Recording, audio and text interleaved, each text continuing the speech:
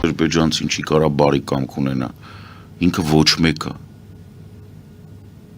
Միջին ամենագրագետ ադրբեջանցին գիտի, որ ինքը ոչ մեկը, որ նույնիսկ իր էթնոնիմն է հնարած Ստալինի հրամանովը 20-րդ դարի 36 թվականին է եղել, այսինքն ապացույցի կարիք էլ չկա։ Սովետական միության այն ժամանակ հələ ստեղծված մարտահամարներում ադրբեջանցի չի եղել մինչև 36 թիվը տարգեք։ Սա տեսեք, դա 1, 2 Ես չգիտեմ ինչի է պետք երևի այս մեր իշխանությունները տենց բան են շատ են էլ իրանց վրա վերցնում, բայց որպես մարտով 97 թվականից անձամբ զբաղվել Հայաստան, Ադրբեջան, Վրաստան այդ ամբողջ եռակողմ բաներով խաղաղության երիտասարդության բաներով բանակցել սա ընդհանրապես առաջի անգամը չի որ ադրբեջանական կախասարակությունը գալիս է 1 2 Մեր մոտ գալիս էր իրականում, չէ, մեզ մոտ իրականում գալիս էր կաղասարակություն, որը կար։ Մարդիկ ովքեր մենք գիտեինք, ովքեր զբաղվում են դրա անձամբ եմ հետները ստեղ հանդիպել։ Դա երբ։ Այդ դե մինչև Իլխամը սաղին հանեց։ Այո։ Խաղեց։ Սա սրանք որ եկել են, սրանք բան չեն։ Ինչ վերաբերվում է հացահատիկին, հացահատիկի խնդիրը տեղ ոչ միայն բանի վրա ճնշումն է, Ալիևի վրա ճնշումը որը եղել է, նաև Ղազախստանի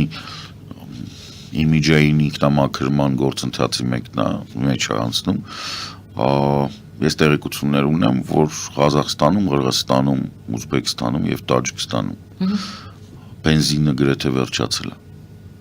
Իրանք այդ բենզինը մատակարարում են Ռուսաստան, որովհետև ուկրաինական դրոնային ուժերը նավթամշակող գործարանների վնասելուց հետո ստեղծել են լրջագույն դեֆիցիտ։ Եվ քանի որ այս երկրները ավտորիտար երկրներ են եւ պարզավոր առանց համապատասխան նախագահի երանգի ոչ մեկ չի կարող ոչ մի բան անել։ Մասնավորապես Ղազախստանը, որը ամենամոտիկն է, միակն է, որ Ռուսաստանի հետ սահման ունի եւ փաստացի Ղազախստանը վագնում։ Նա որպեսզի Ղազախստանին բան չանեն, այդ թեման չլինի։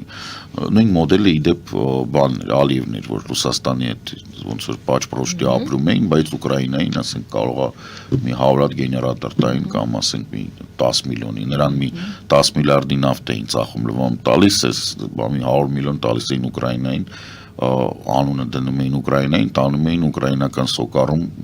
տեղավորում էին ապրանքը, էլի։ Ասենք այդ հայտնի գեներատորների պատմություն հատալիս էինք տանում էր սոկարում էր դնում։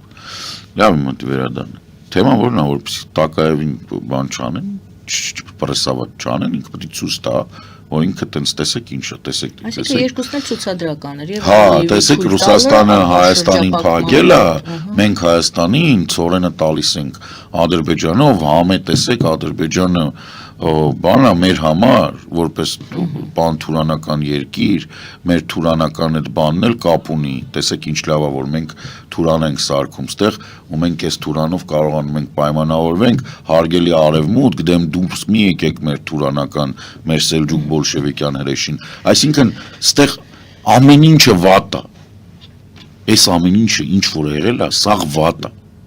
սկսած դրանից, որ ղազախական ծորենը ուկրաինական ծորենին զիջում է 3-ից 4 անգամ որակով, սովետական միության տարածքում բարձր կարգի ծորեն աճեցվում է բացառապես Ուկրաինայում, Ռուսաստանի ծորենը, որը մենք որպես հացահատիկ օգտագործում ենք, որից հաց ենք սարքում, ինքը լավագույն դեպքում 3-րդ կարգի է, իսկ հիմնականում անասնակեր, դրա համար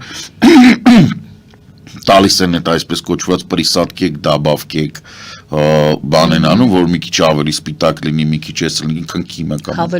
հավելումներ, օրենքով կարելի է, բայց ժողովուրդ կա նորմալ ծորեն։ Գիտեք ոնց բացահայտեցին։ Ուկրաինան առաջարկել է, Ուկրաինայի դեսպանատունը միշտ առաջարկել, նույնիսկ պատերազմի առաջ տարում բացել։ Բա ինչն է։ Գիտեք ոնց է իմացել, որ Ռուսաստանը ծորենը գողանում է եւ Ադրբեջանը իր գործընկերն է։ Ուկրաինայից 22 թվականից։ 22 թվականի ապրիլին բոլորին հայտնի Չարաբաստիկ Լիբերմանը, որը այն պահին ֆինանսների նախարարներ Իսրայելի, եկավ Բաքու եւ կնքեց պայմանագիր առայն, որ Ադրբեջանը Իսրայելին մատակարարելու ծորեն բարձր կարգի։ Հետո համապատասխան երկրները բացահայտեցին, որ Ադրբեջանը նախ չի հայտարարում այս ծորեն։ այդ ծավալները ինքը նույնիսկ չի կարող ոչ մի տեղ աճեցնի, նույնիսկ եթե Բաքվի վերջի փողոցը խաչմերուկով բանանի, ծորեն աճացնի։ Հետո պարզվեց, որ ինչ-որ տենցա, որ ինքը այդքան պահելու ծավալ էլ չունի։ Այսինքն էլևատորա բանը ոստի պահես։ Ու վերջու հետո, երբ որ առաջի պարծան իմացող մարդիկ ինչ-ինչ բաներով ստուգեցին, պարզվեց, որ ծորեն ուկրաինական է։ Ու պարզվեց, որ Ադրբեջանը վաճառում է ռուսների կողմից գողացված ուկրաինական առաջի կարգի ծորեն, բարձր կարգի։ Դրա համար, նորից եմ ասում, Ադրբեջանին հավատալ, վստահել,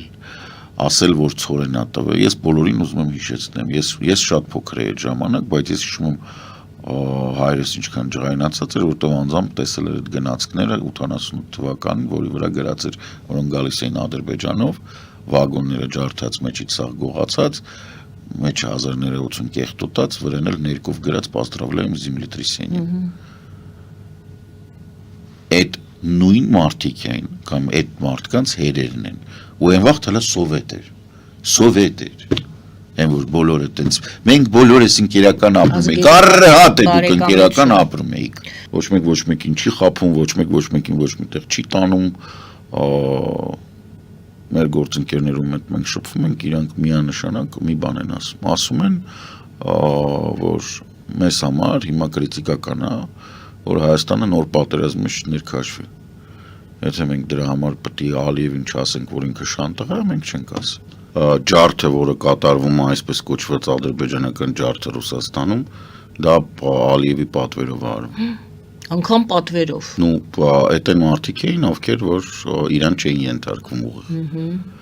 Եվ ակնհայտ է, որ համատեղ օպերացիա է, գոյություն ունի ցանկացած երկիր, որը մեծ գումարներ է գեներացնում ռենտայից, այսինքն եթե ոչինչ չես անում, այդ երկրում իշխանության համայ պայքարը ինքը շատ սուր է, Վենեսուելան նայեք։ Եվ երբ Ռուսաստանում սկսեցին կոտորել, ջարդ կազմակերպեցին այն մարդկանց, ովքեր գնացել էին մինչև Իլխամի իշխանության գալը, այսինքն Էյդարի ժամանակ, եւ անկախ բան էին սարքել ադրբեջանական այդ Սպյուրքի, կներեք այդ արտադրությունը Սպյուրք չի, в общем այդ իսխադյաշի օտարայի այնտեղ որ տենց կուտակվել էին։ Իրանք ուղղակի ալտերնատիվ ուժի կենտրոն էին, իսկ Ադրբեջանի տնտեսական վիճակը լավ չի, ցանկացած դիկտատորի համար տնտեսական վիճակը շատ կարևոր է, որովհետև լավ տնտեսական վիճակից ես դու կարողանում առնես ձայները, չգիտեմ, կոմպոտով է, ինչով է, տենց շուր փողես։ Այսինքն Ադրբեջանում ժողովուրդը աղքատ է, բայց այդ էմիգրանտները Ադրբեջանում ժողովուրդը աղքատ է մեկ։ Էմիգրացիայում բոլորովին էլ աղքատ չի։ Տեսեք, չէ, դե իրանք Ռուսաստանում փող են գեներացել։ Այո։ Իսկ աղքատ են ադրբեջանցիները, բայց իրանք ունեն բարեկամ։ Ես դες հիշեցնում, որ 20 թվականից ինքը սահմանները փակել է ու չի բացել։ Դրանից հետո չի բացել։ Տարբեր պատճառներով, պատճառներից մեկը դա է։ Նախ որ ինքը մոբիլիզացիայի ռեսուրսը, մոբ ռեսուրսը չկորցնի, այ դե ասեմ, որ ինքը մինչև հիմա մոբիլիզացված է պարոն բանակը։ Ծնողներին էլ թույլ չի տալիս, գիտեք։ Բարև ձեզ, պարոն Փաշինյան վիճակով, Մեծ կռիվներ են։ Այո, այնտեղ տարբեր բաներ կան, տարբեր վարկածներ կան, վարկածներից մեկը այն է, որ 44-ից հələ դեռևս զոհված, բարձր բառը, սատկացված, այդ բաների քանակը շատ մեծ էր, ու ինքը այդ ծնողներին ասում է, որ իրանք ծիպո ծառայության մեջ են։ Դրա համար չի։ Հիմա որ մոբիլիզացիան ինքը հետ անի, մոտավորապես տարբեր գնահատականներով